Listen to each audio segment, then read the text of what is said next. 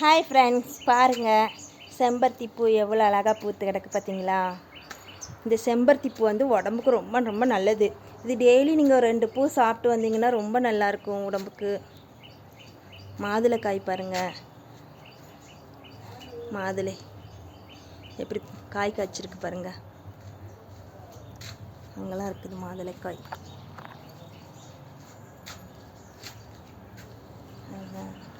மாதுளைப்பூ, மாதுளைக்காய், இது சுண்டைக்காய்.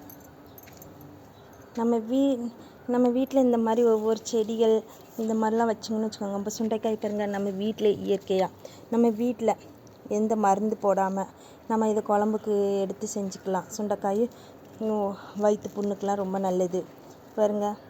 ஏதாவது நம்ம வீட்டில் இந்த மாதிரி வச்சோன்னா நம்ம குழம்பு வச்சு சாப்பிட்டுக்கலாம். முருங்கை மரம் பாருங்கள், நெல்லி மரம் பாருங்கள், நெல்லிக்காய் பாருங்கள், நெல்லிக்காய் அழகா இருக்கா. நெல்லிக்காய் பாருங்கள், நெல்லிக்காய் இருங்க, நெல்லிக்காய் காய்ச்சி கிடக்கு பாருங்களா. கொத்து கொத்தா இவ்வளோ நெல்லிக்காய் பாருங்க, அழகாக இருக்குது பாருங்க. அது பார்க்குறக்கே ஒரு அழகாக இருக்குது பாருங்கள். நம்ம வீட்டை சுற்றி இந்த மாதிரி செடிகள் வைக்கும்போது அவ்வளோ அழகாக இருக்குது பாருங்க.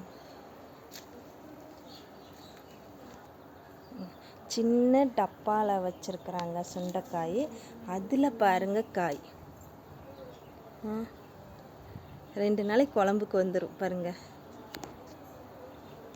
நீங்களும் இந்த மாதிரி செடிகள் உங்கள் வீட்டில் சின்ன சின்ன செடியை வைங்க, வச்சு வீட்டை சுற்றி செடிகள் வச்சு அதில் உள்ள அழகை டெய்லி ரசிங்க. நல்லா உடம்புல மனசில் எந்த கவலையும் வராது. ஏதாட்டு கவலை இருந்தால் அந்த செடிகள் பூக்களை பார்த்தா ரொம்ப சந்தோஷமாக இருக்கும்